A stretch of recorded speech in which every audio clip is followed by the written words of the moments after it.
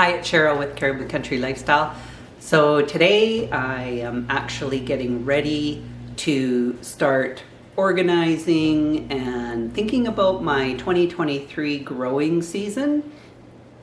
So I have a couple of things that I like to go through, take care of, and organize. And I just wanted to show you some of the things that I use that helps me organize my growing season. Okay, to start, I like to go through my catalogs that I have. So I just got this brand new Baker Creek catalog, and that is based out of the States. So I like to look through that to get different ideas of some varieties that aren't always offered in my other seed catalogs, and maybe I can try and find them here in British Columbia, Canada. I have my 2023 Vessey's seed catalog and my TNT 2023 catalog. With my TNT catalog, if I order by February the 15th, and my order is a minimum of $100, I can save 10%, which would help with the shipping and handling on it. I'm still waiting for my 2023 Lindenberg seed catalog, and with Lindenberg, they're based out of Manitoba, and if I have a $60 order, that I don't have to pay for any the shipping and handling, which I really like that feature. And then I have my West Coast seeds. I don't order through out of the catalog online. I actually know of a few places here around here that I can get West Coast seeds at our local feed store that we get our feed from. They carry West Coast seeds. I use the West Coast Seed Gardening Guide as kind of like a guide for starting my seeds and throughout my growing season. Now over here, I also have charts that I like to make up.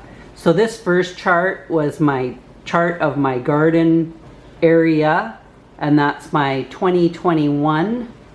I have all my raised beds situated. That little keyhole garden in the center, I thought I was going to be having that installed too, but we haven't quite gotten there yet. So that just didn't happen. And I like to lay out everything on paper so it gives me a guide as well to follow. That was my 2021. This is my 2022. I didn't even put the keyhole garden in the center there because I wasn't exactly sure where we were at as far as installing that, and it still hasn't happened, but we're getting close. I just want to point out that when I do these charts, over here, if you notice in this top area here, I planted tomatoes in that area the very first year. I had Amish paste, and I also had the ox heart. Neither one of them did very good in this area. So then in 2022, I was supposed to plant cucumbers in this area, and instead I planted tomatoes. Again, I don't know what I was thinking. I ended up putting Amish paste and cherry tomatoes, but I didn't put my ox hearts in that spot. I actually put my ox hearts down here, and they did way better than they did when they were up here. I'm not even going to plant tomatoes in this area this year, so hopefully I can remember that when I do my chart. So here I have the pad of graph paper, and that's what I use for doing up my charts, to have it all laid out. When I lay that out on the paper, it gives me a good guide reference to go through.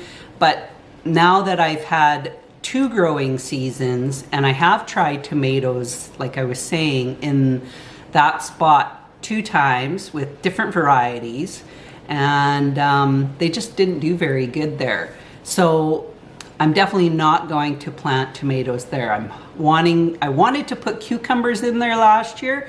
I will definitely be putting cucumbers in there this year. Where I put my cucumbers in last year, I don't want to plant cucumbers there.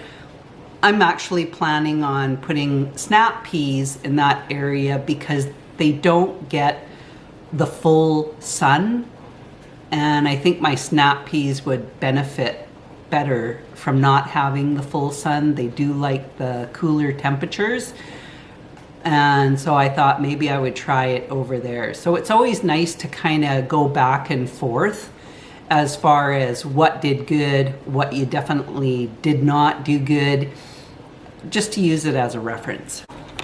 Another thing that I did with my 2022 chart was I went and alphabetically went through every vegetable that I'm growing, and I wrote down all the little tips and tricks out of my West Coast Seed Gardening Guide, and I wrote everything down, and it went from when you're starting your seeds, how many days they take before they sprout, how deep you should plant them, how far apart to space the seeds, what type of fertilizer, how much fertilizer to use, and I just use like an organic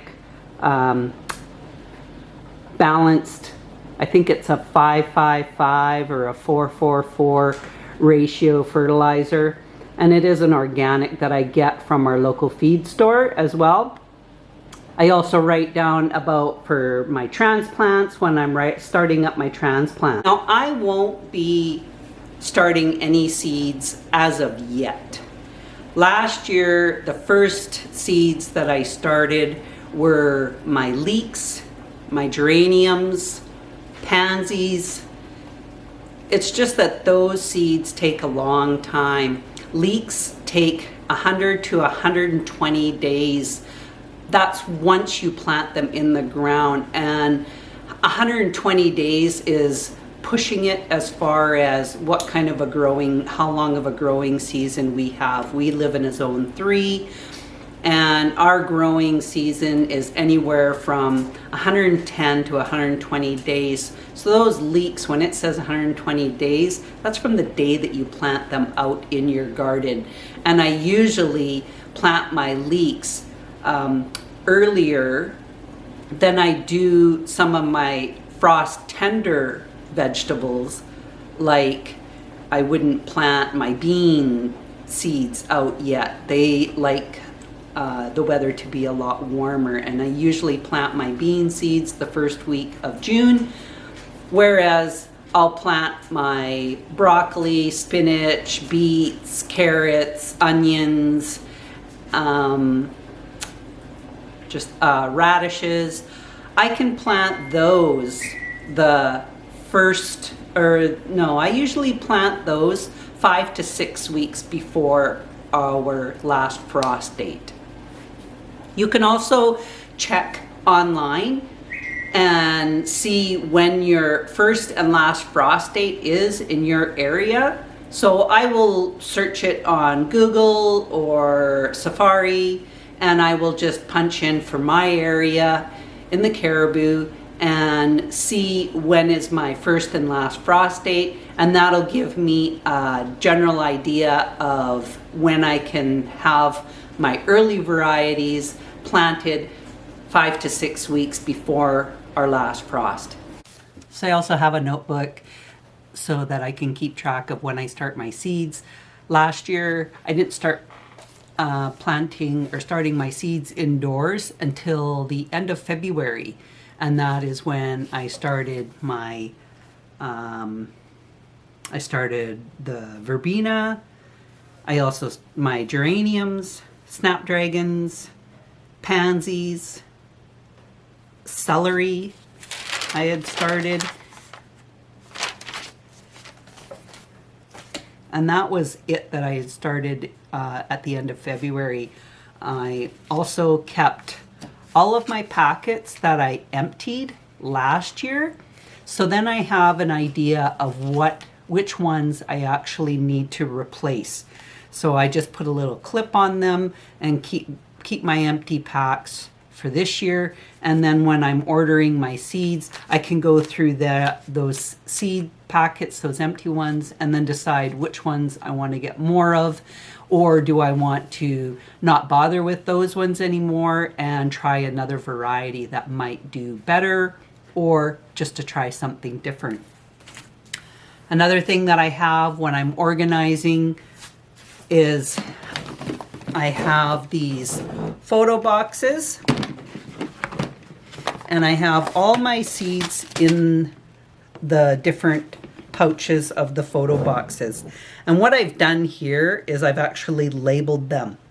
And I have which seeds I'm starting at 12 weeks. So I'll pull that one out, and these are just flowers. And then this 12 week is vegetables and herbs. And then I go to 10 weeks and I have vegetables and herbs. This is just peppers. And then I start with my flowers. And then 8 weeks, same thing. I have my flowers, vegetables and herbs. And this is just tomatoes. I actually grow quite a few different types of tomatoes. And when I do grow my tomatoes, I usually only put 2 plants per variety in my garden because I grow so many tomatoes. Then we go to 6 weeks, 4 weeks, and then these ones on the bottom, they're the ones that I just do direct planting outside. I also have little baggies. I've started saving some seeds. Last year was my first year saving seeds. This whole bag is full of the hollyhock seeds. And then I have another bag, and it's filled with the Chinese toi choy. And we saved some marigold seeds, and I did save some tomato seeds. I saved the chocolate sprinkles, the yellow pear, and I saved the cherry tomatoes as well, and the natural black cherry. Another thing that I've done is I ended up potting my geraniums from last year. I took them out of the pots and I put them in these containers, and I've overwintered them. So what I've just done is I've kept them downstairs here in the basement, and every week, like probably once every 2 weeks, I just put some water in this bottom tray, and I just put in 1 watering can full of water. I mean, my watering can isn't that big. That's probably maybe a liter, if that. So I'll put that, and that'll be for all of these. And they're not like super wet, but they're not super dry either. I actually just watered these probably a week ago. So in a week, I will add some more water to them. And then was a variety that I had started last February, and it's a mixed variety, so they're different colors. This year I'm going to be starting a new geranium variety, and I can't remember what the color is. It says it's a Maverick. Oh, it's a salmon. So this is the one I'm going to be starting this year, the salmon color. And that one I'll be starting at the end of February.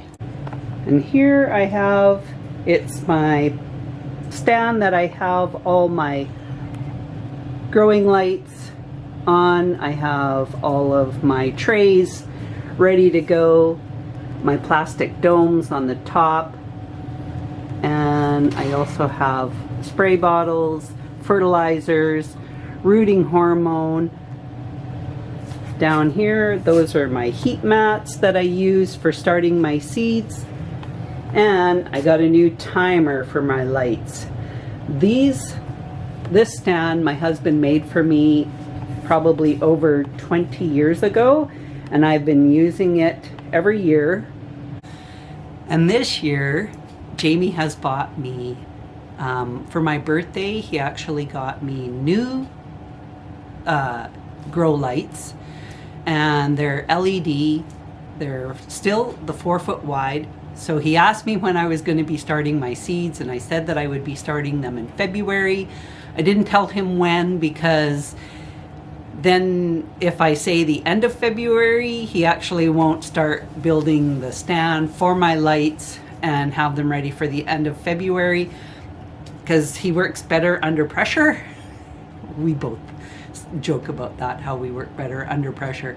So I'm just saying that I'm starting my seeds in February, and hopefully he can have it done and set up for me.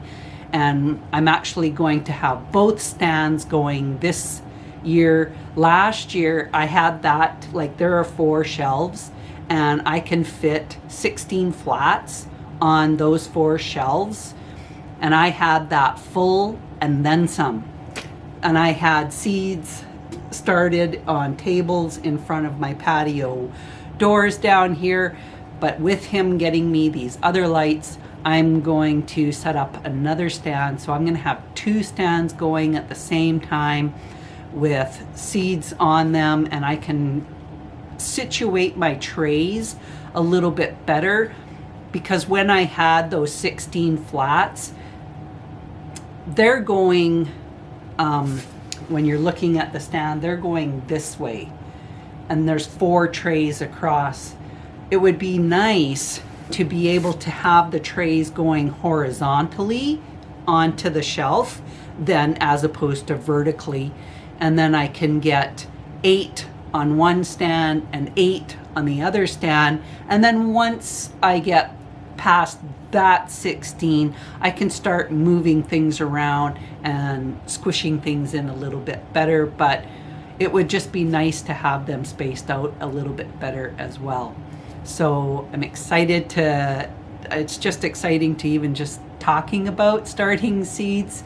I have collected so many seeds so far to start, like those geraniums seeds that I showed you. I actually bought those probably this last summer. I bought them just in my travels when I'm going. Sometimes we go to Kamloops or Prince George, and I'll go to Art Nap, and I will try and look for different seeds. And if I can find them at a better price than buying them online, that's what I'll do. So I've already accumulated a few seeds so far, so I'm going to have to go through my seed collection and see exactly what I have, what I need, and what I could even still be looking for locally instead. So yeah, I have a pretty good start on where I'm at right now. I also wanted to show you our new addition to our family. So this is little Callie, and she is a Shih Tzu Maltese cross, hypoallergenic. She was just playing lots, so she's decided to have a little nap. And so you're going to be seeing a lot more of her over in some of my videos as well. And she usually has a lot more energy than that. So her debut wasn't very exciting. Okay, so that's all I have for today. Just wanted to give you an idea of what I'm doing to get started with my growing season. I also want to apologize. I haven't made a video in a couple of weeks now about the before Christmas.